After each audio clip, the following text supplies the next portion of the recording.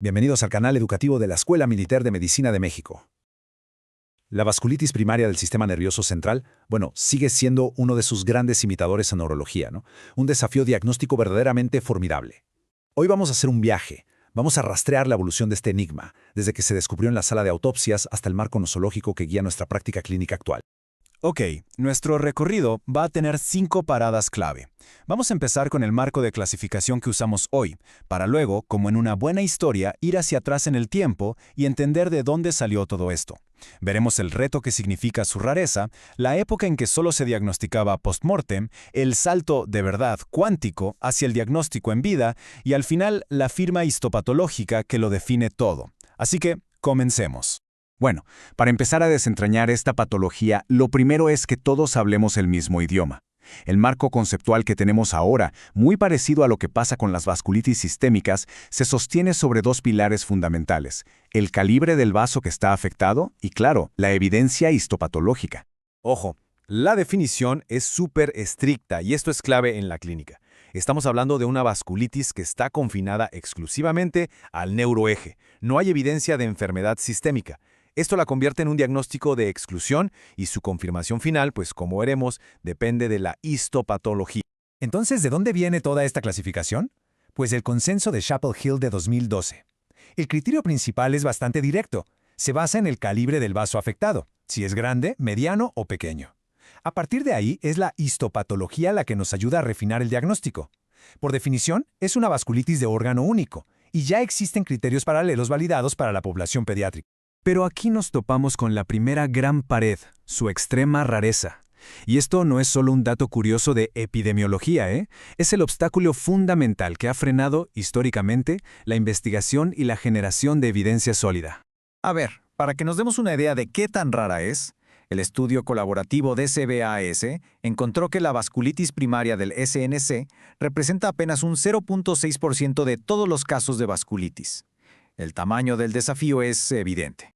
Y claro, que sea tan poco común tiene consecuencias muy directas. Es casi imposible hacer ensayos clínicos aleatorizados. Se vuelve dificilísimo caracterizar subtipos clínicos. Esto nos deja claro por qué los registros internacionales y la colaboración entre centros no son un lujo, sino una necesidad absoluta para poder avanzar. Ahora sí, hagamos un viaje en el tiempo. Vámonos a principios del siglo XX. En ese entonces, esta entidad era un completo misterio patológico. Un hallazgo enigmático que solo se revelaba en la sala de autopsias. Todo arranca oficialmente en 1922, con la descripción post-mortem que hizo Hurwitz. Durante décadas siguió siendo una curiosidad patológica, hasta que en 1959 Carabiotto y Fegin le dieron su nombre histológico, angitis granulomatosa. Pero el verdadero cambio de paradigma llegó en los 80, cuando el trabajo de pioneros como Kupps, Fauci, Calabrese y Majek finalmente nos abrió la puerta al diagnóstico en pacientes vivos. Y esto nos catapulta a los años 80, una década que lo transformó todo. Los avances en neuroimagen vascular y en inmunosupresión permitieron, por primerísima vez, diagnosticar y tratar a los pacientes antes de que llegara un desenlace fatal. Y aquí es donde Kupps y Fauci, en el 81, dijeron algo que, francamente, sigue siendo ley. La biopsia cerebral es el estándar de oro. En ese momento, y en gran medida todavía hoy, ningún otro dato clínico o de laboratorio podía establecer el diagnóstico con la misma certeza que el análisis directo del tejido. Entonces, aquí estaba el gran dilema de la época, ¿no? Por un lado, tenías la angiografía cerebral que podía mostrar hallazgos que sugerían mucho, como el famoso arrosariamiento o estenosis segmentarias, pero no eran patognomónicos. Y por el otro, la biopsia leptomeningia y cerebral, que aunque invasiva, ofrecía la confirmación definitiva. Ahí se podía ver la inflamación transmural. Era la única manera de diagnosticar la enfermedad de vaso pequeño, que era totalmente invisible para la angiografía. Miren, esta imagen lo deja clarísimo. En esta angiografía por catéter vemos perfecto las estenosis multifocales, esa irregularidad en el lumen de arterias de mediano y gran calibre.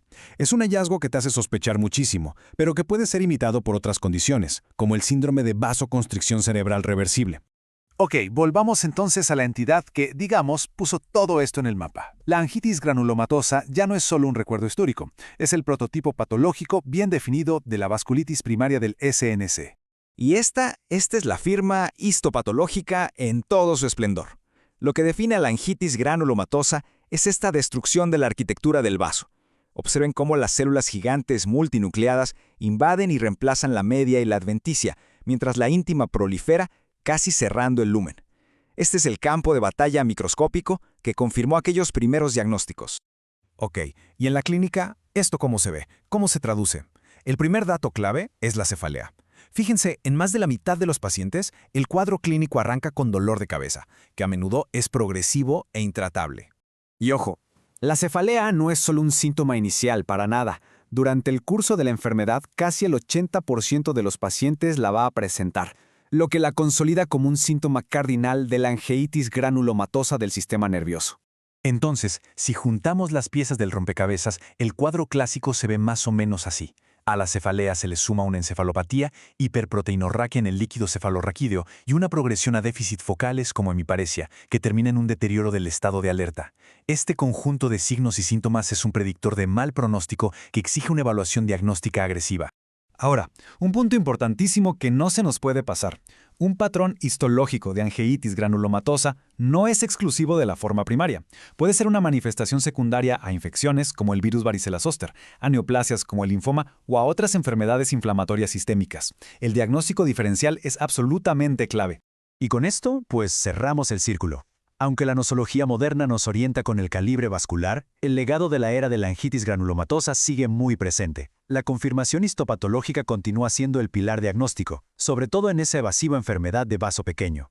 Y para terminar, les dejo una pregunta que creo nos da mucho en qué pensar. Con el desarrollo de técnicas de resonancia magnética de ultra alta resolución, que ya pueden visualizar la pared vascular, ¿estaremos en el umbral de una nueva era? ¿Podría la llamada biopsia virtual por imagen reemplazar eventualmente a la biopsia de tejido como el estándar de oro diagnóstico?